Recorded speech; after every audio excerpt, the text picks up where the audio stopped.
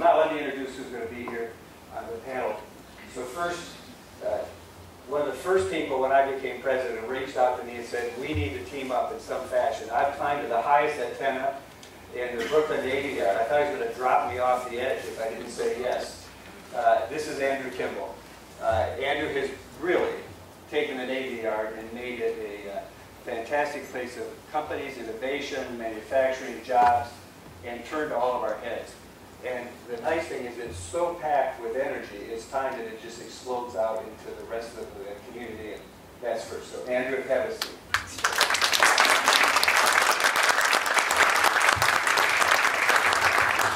So second is Tom Montville-Cohen, the head of the DUMBO Innovation District Board President.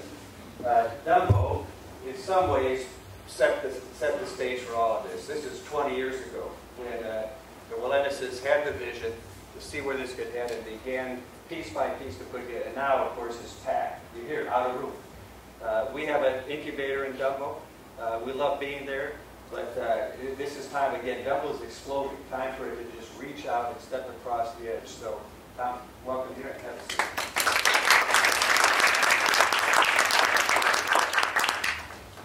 Finally, the third member of this panel is Tucker Reed, as I say, from Brooklyn to Baghdad to Brooklyn. If you can cover Baghdad, you can certainly make Brooklyn work, right? So it's good to have Tucker back with us as head of the Downtown Brooklyn Partnership. He's been one of the spear carriers for this idea that Chris has picked up on, which is let's figure out how we link all three of us together. And I want to be clear. This is not just three. This is all the pieces around us that make this work together. We'll define some kind of new geometric shape before we're done and give it a name, Brooklyn. It'll be called the Brooklyn shape. So with that, Tucker.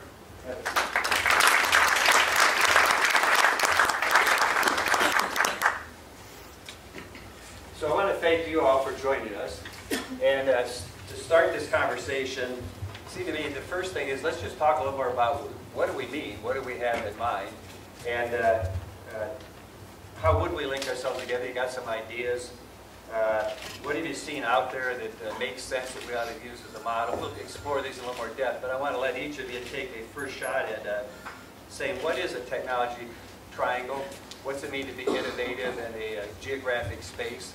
And then we'll dig into this in a little more depth. So Andrew, why don't you lead the way, and then we'll work our way down the line. Sure. Well, thank you for having me, and thank you for your leadership, Jerry. Oprah's got nothing on you. I get pretty passionate talking about the new face of manufacturing in the city, so much so I'm driving my 10-year-old home from a soccer game on Staten Island a couple weeks ago, and he was trying to bribe me to stop at a Dunkin' Donuts. He promised to talk to me about industrialization policy the whole way home.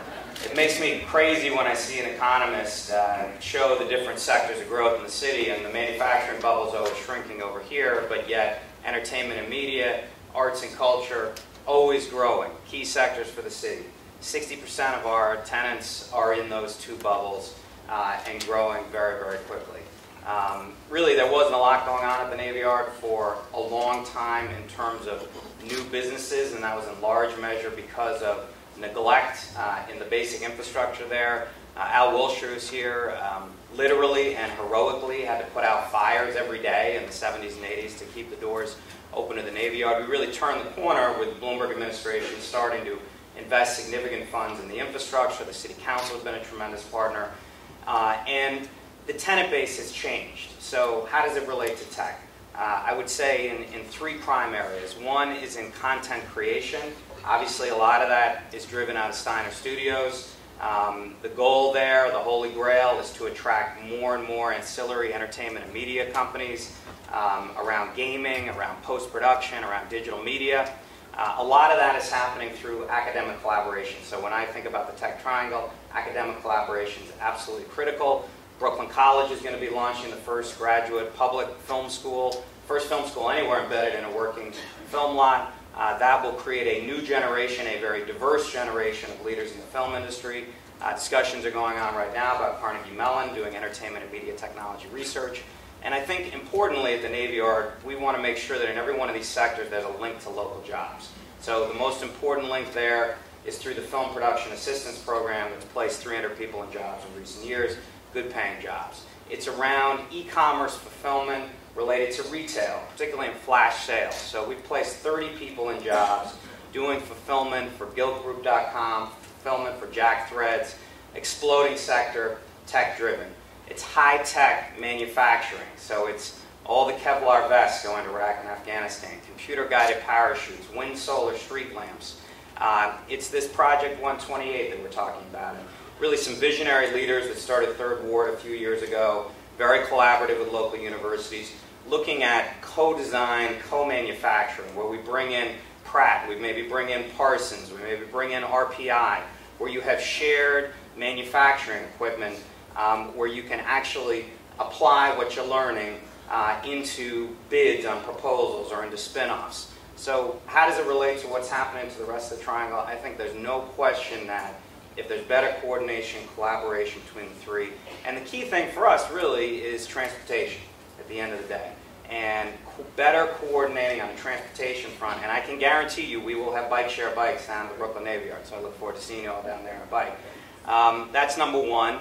And number two is getting up space, figuring out resources to put up space. I have a waiting list of 100 businesses that want to get into the Brooklyn Navy Yard. There's a reason that it's very difficult to get up industrial buildings. It's because the economics are so difficult. So we have had to go through all sorts of twists and turns to try to raise the capital to get up buildings. We're adding 2 million square feet of space. If I had that 2 million square feet of space today, I'd be full. So from a public policy point of view, that's one of the things I hope to get out of the Tech Triangle discussion as well. Okay. Tom. Okay, well, from the point of view of Dumbo, what's really interesting is that looking out into the audience here and seeing a lot of people who have been involved in economic development efforts of one kind or another in Brooklyn over the last, decades, here what we have found ourselves with is a naturally occurring phenomenon of companies who are attracted to Brooklyn because of what it is to be here. They like the existing buildings, they like the quality of life, they like to be here. They're not here because of any incentive program. They're not here because of any equipment financing program.